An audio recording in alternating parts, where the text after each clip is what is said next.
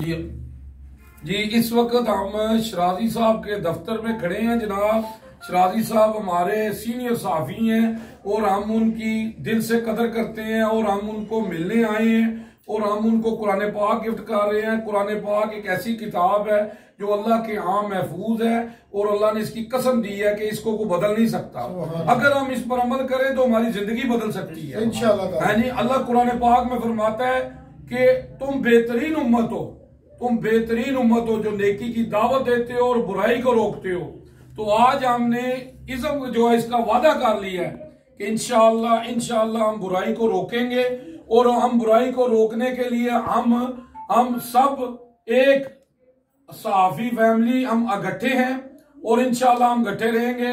बिस्मिल्लाह जी, बिस्मिल्लाह जी, बिस्मिल्लाह। बारो को जी, बारो को सारू बारो बहुत जनाब शाहिद साहब अल्लाह तुहानू कामयाब करे। साडियां दुआवां तुहाडे नाल ने, साडे नाल तुसीं सीनियर हो, असां तुहाडे कोलों सीखना है जी। ते अपना ख्याल रखो है जी, ते सानू दुआवां याद रखो है जी।